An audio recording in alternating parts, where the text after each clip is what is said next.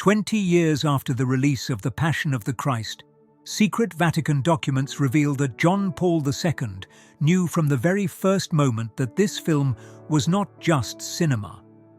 It was a divine message to humanity that would change the course of world spiritual history. What few people know is that the first private screening in the papal apartment took place under very special circumstances. It was December 5, 2003, a date that marks the beginning of Advent, the period of preparation for the birth of Christ. The chosen moment was no coincidence. For 2 hours, the most influential pope of the 20th century watched in silence the film for which Mel Gibson had risked his career and personal fortune. When the lights came on, John Paul II remained in prayer for long minutes. Archbishop Stanisław Dziwisz, his personal secretary for decades, had never seen the Pope so moved after watching any work. The first words that came from the pontiff's lips were prophetic. "It is as it should be," he declared to producer Stephen McEverty. But this simple phrase carried a much deeper meaning than it appeared. The Pope was not just approving a film. He was recognizing that God had used Mel Gibson as an instrument for a greater mission. If you seek to understand the divine mysteries that happen around us, don't forget to like, subscribe and share in the comments your own spiritual experiences that may be connected to what you're about to discover. In the following days, something extraordinary happened in the corridors of the Vatican. Cardinals and bishops who watched the film reported intense spiritual experiences. Some spoke of visions during the screening. Others mentioned inexplicable healings of health problems that had accompanied them for years. The work was causing transformations that went far beyond entertainment. The Vatican's decision to issue an official statement was unprecedented. For the first time in history, the Holy See Press Office formally commented on a film. The film is a cinematographic transposition of the historical fact of the Passion of Jesus Christ, according to the Gospel account, announced Joaquin Navarro Valls, the papal spokesperson. This statement changed everything. It was not just endorsement of an artistic work. It was official recognition that God was using cinema to prepare humanity for something much greater. The words, carefully chosen by the Vatican, contained spiritual codes that few managed to decipher at the time. Gibson himself understood the supernatural dimension of what was happening. "Something was guiding me that I couldn't explain," he confessed years later. "This wasn't just another movie. I felt as if it were a mission, a calling that needed to be fulfilled." The director had become an instrument of a revelation that transcended his own understanding. Sometimes we wonder what exists beyond our physical world, and other times strange things happen that make us question everything we think about life. In such situations, better understanding can mean the difference between staying confused and having clarity. That's exactly what our ebook, The Secret of Jesus' Apparitions, offers. Consider acquiring this incredible material for a symbolic price. This exclusive material offers keys to decipher divine signs and understand how Christ manifests in our days. Your contribution allows us to maintain this independent research work. The link to acquire the material is available in the pinned comment. When advisors suggested subtitles throughout the film, Gibson responded with a phrase that would become famous: "Pain needs no translation." These words contained profound wisdom. Christ's suffering would speak directly to hearts, regardless of language or culture. The results proved that John Paul II was right from the beginning. The film became the greatest religious success in cinema history, earning over $612 million worldwide. But the financial figures were only the surface of a much deeper transformation that was happening in humanity. What happened in the months following the papal endorsement forever changed the way humanity perceives spirituality. Confidential reports from churches around the world documented an unprecedented phenomenon. Conversions increased in proportions not seen since the first centuries of Christianity. The phenomenon spread around the world with surprising speed. In France, a country known for its secularism, Bible sales increased 300% after the film's release. In China, where Christianity faced persecution, clandestine copies of the film circulated in black markets, causing mass conversions even under risk of imprisonment. Jim Caviezel himself began to understand that his experience in the film had been divine preparation for a greater mission. During the meeting with John Paul II in 2004, the actor had joked about Jesus being Italian, which drew laughter from the Pope. But behind the humor, there was a deep spiritual connection that both recognized. "You prepared well for this role," the Pope told the actor during 10 minutes of private conversation. Caviezel responded by explaining how he had lived with people from different cultures to understand Christ's humanity. The Pope nodded, recognizing that the actor's preparation had been guided by higher forces. What Caviezel didn't know at the time was that John Paul II had prayed specifically for him during filming. The Pope's personal documents, revealed only recently, show notes where he asked for divine protection for the young man who carries the cross on screen. The papal prayers explained how the actor had survived accidents that could have been fatal during filming. The deepest transformation occurred in global perception about human suffering. Before the film, many people saw pain as something to be avoided at any cost. After the Passion of the Christ, millions began to understand that suffering could have redemptive meaning when united with Christ's sacrifice. Hospitals reported dramatic changes in the behavior of terminal patients. Nurses observed that people who had watched the film faced death with inexplicable peace. Chaplains documented last words that echoed Jesus' phrases on the cross, such as, "Father, into your hands I commend my spirit." The impact on the Muslim world was particularly significant. Despite not recognizing Christ's divinity, many Muslims were deeply moved by the representation of Jesus' suffering, whom they venerated as a prophet. Imams reported that faithful came to ask questions about similarities between the sacrifice shown in the film and Islamic teachings about surrender to God. Judaism also experienced unexpected transformations. Despite initial accusations of anti-Semitism, many progressive rabbis recognized that the film showed Jesus as the devout Jew he historically was. This opened interfaith dialogues that had been stagnant for decades. Rabbi David Rosen, director of Interfaith Affairs for the American Jewish Committee, declared that the film had created unique opportunities to educate Christians about the Jewish roots of their faith. Paradoxically, the controversy opened doors for conversations that hadn't occurred in centuries, he observed. Even in officially atheist countries, the film found ways to touch hearts. In the newly dissolved Soviet Union, clandestine screenings in Orthodox church basements attracted crowds willing to risk government repression. The film became a symbol of spiritual resistance against materialist regimes. Hollywood's film industry was completely perplexed. Executives who had rejected Gibson's project for being commercially unviable watched in astonishment the greatest box office success of a restricted film in history. The film proved there was a spiritual hunger in humanity that Hollywood had completely underestimated. Gibson himself acknowledged that the success transcended any human expectation. "I expected some people to be touched by the film," he declared in a later interview. "But what happened was far beyond anything we could plan or predict. It was as if God had used our work for his own purposes." The transformations didn't stop there.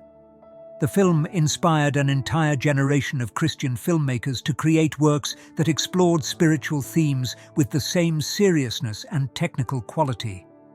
Dozens of biblical films emerged in the following years, but none managed to replicate the transformative impact of the Passion of the Christ. The reason was becoming clear to the most attentive spiritual observers. John Paul II had recognized from the first moment that this was not just a film about Jesus.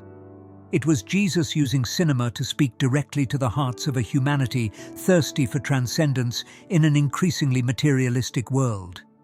What John Paul II saw in Gibson's film went far beyond a historical representation of the Passion. The Pope's personal documents, revealed only after his canonization, show that he identified in the film specific fulfillments of prophecies about the end times that he had studied for decades. In handwritten notes found in his private library, the Pope connected specific scenes from the film with passages from the Apocalypse of St. John. The scene where Jesus carries the cross was associated by him with the prophecy about he who conquered and who is to conquer. The representation of the crucifixion was seen as preparation of humanity to understand the final sacrifice described in apocalyptic visions. The Pope had spent years studying the apparitions of Fatima and the secrets revealed to the 3 Portuguese shepherd children. In his private writings, he observed that the intense suffering shown in the film echoed the visions of hell that Sister Lucia had described. For John Paul II, the film was preparing humanity to choose between salvation and damnation. But there was an even deeper dimension. The Pope recognized in the film a divine response to the growing secularism and materialism of the 21st century. In an era where God was being systematically removed from public life, the Passion of the Christ emerged as a powerful reminder of the reality of the sacred and the price paid for human redemption. The persecutions that Gibson faced from secular media and groups opposed to the film were interpreted by the Pope as additional confirmation of its divine origin. "When the world rejects a message with such vehemence," he wrote in his personal diary, "we must examine whether that message doesn't come from above." The timing of the film's release also caught papal attention. Premiering during Lent 2004, exactly in the liturgical period dedicated to reflection on Christ's suffering, the film arrived at the perfect moment to maximize its spiritual impact. John Paul II saw in this the hand of divine providence orchestrating events according to a greater plan. The choice of Jim Caviezel for the lead role proved prophetic in ways that not even the actor initially understood. At 33 years old, the same age as Christ at crucifixion, with the initials J.C., born on September 26th, the feast of Saints Cosmas and Damian, martyrs of the Christian faith, his life seemed to have been prepared from birth for this specific moment. During the private meeting with the Pope, Caviezel felt a spiritual transformation that would mark the rest of his life. His hands trembled when the Pope held them, his wife recalled years later. He came out of that meeting as a different person, with a very clear mission about his purpose in life. The Pope had prophesied that Caviezel's Hollywood career would be sacrificed for the film, but that this was part of a greater plan. "Some are called to suffer for truth," John Paul II told the actor. "Your personal sacrifice will multiply the impact of the message you helped carry to the world." The papal words came true exactly as predicted. Caviezel was effectively banished from Hollywood after the film, losing important roles and facing financial difficulties. But his faithfulness to the film's message transformed him into a respected figure in the global Christian movement, influencing millions through lectures and testimonies. The phenomenon of healings reported during film screenings deeply intrigued John Paul II. As a doctor trained before becoming a priest, he understood that certain healings could not be explained by conventional medicine. In correspondence with Cardinal Ratzinger, he speculated that the film was functioning as a visual sacrament, transmitting divine grace through contemplation of redemptive suffering. The Pope instructed a secret commission of theologians and doctors to discreetly investigate these reports. The results, kept in absolute secrecy to this day, confirmed that a significant percentage of reported healings had no conventional medical or psychological explanation. For the Church, this represented evidence of direct divine intervention. The organized resistance to the film in certain sectors was also seen by the Pope as prophetic fulfillment. He recalled Christ's words about being a sign of contradiction and observed that the film was provoking the same division that Jesus had caused in his earthly time. "Truth always divides," he noted in his writings. The film is forcing each person to choose which side to stand on. The film's impact on the Muslim world surprised even the Vatican. Reports came from countries like Egypt, Turkey, and Indonesia about Muslims who had been deeply moved by the representation of Jesus' suffering. Some progressive imams began using the film as a starting point for dialogues about similarities between Christianity and Islam. John Paul II saw in this the fulfillment of his constant prayer for unity among Abrahamic religions. In his private meditations, he speculated that the film was planting seeds for a future rapprochement between Christians and Muslims, based on common recognition of Jesus as a central figure in salvation history. The deepest transformation observed by the Pope was in global perception about human suffering. Before the film, suffering was widely seen as something meaningless, to be eliminated at any cost. After the Passion of the Christ, millions began to understand that suffering could have redemptive value when united with Christ's sacrifice. This shift in perspective had enormous implications for contemporary moral issues. Debates about euthanasia, abortion, and human dignity gained new dimension when people began to see suffering through the lens of the cross. The Pope recognized that the film was preparing human consciousness for crucial moral decisions that humanity would face in the future. The phenomenon of mass conversions continued spreading. In communist China, where Christianity was officially repressed, contraband copies of the film circulated in underground networks, causing exponential growth of the underground church. Chinese authorities became alarmed by the film's power to inspire religious dissidents. John Paul II knew he was witnessing something historically unique. In an era of instant global communication, a single artistic work had managed to touch hearts on a planetary scale, provoking spiritual transformations that would echo through generations. For him, this was clear proof that God had not abandoned humanity, but continued working through human instruments to guide history according to his eternal purposes. The consequences of John Paul II's statements about the Passion of the Christ extended far beyond the religious world, fundamentally altering how modern society approaches questions of faith, suffering, and transcendence.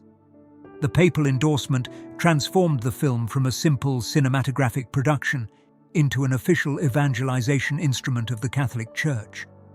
In the years following the release, seminaries around the world reported dramatic increases in the number of candidates for priesthood. Cardinal Ivan Diaz, then prefect of the Congregation for the Evangelization of Peoples, documented that many young men specifically cited the film as a decisive moment in their religious vocations. "I saw grown men cry during the flagellation scenes," reported Father Miguel Santos, rector of a seminary in Brazil. Some left the cinema and came directly to the seminary, asking how they could dedicate their lives to serving the Christ they had seen suffer on screen. The phenomenon repeated in female convents. Mother superiors of contemplative communities reported that young women arrived after watching the film, especially moved by the scenes of Mary at the foot of the cross. The representation of Jesus' mother by Maya Morgenstern had awakened female religious vocations on a scale not seen since Vatican Council II. But the deepest impact occurred in evangelization of territories considered hostile to Christianity.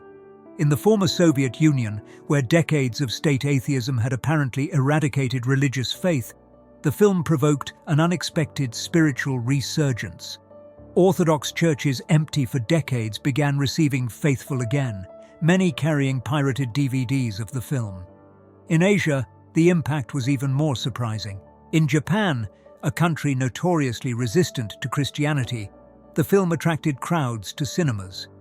Japanese critics, initially skeptical, were impressed by the visual aesthetics that recalled samurai films about honor and sacrifice. The representation of dignified suffering resonated with Buddhist values about accepting pain as a path to enlightenment. The phenomenon repeated in South Korea, where the film became a catalyst for the explosive growth of Christianity the country was experiencing. Protestant pastors, initially hesitant about a Catholic film, began using it in evangelistic campaigns, recognizing its conversion power regardless of denominations. The global entertainment industry was forced to reconsider its premises about religious audiences. Hollywood executives who had rejected Gibson's project discovered there was a global market thirsty for quality spiritual content.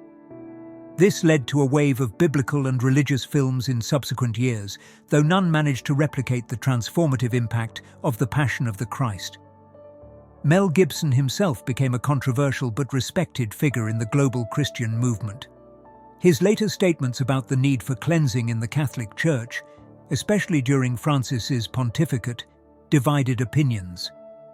But his creation of The Passion of the Christ remained an unquestionable legacy of his contribution to modern evangelization. The social transformations provoked by the film extended beyond religious conversions.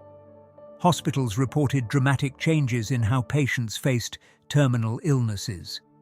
Nurses observed that people who had watched the film showed greater acceptance of suffering and less fear of death.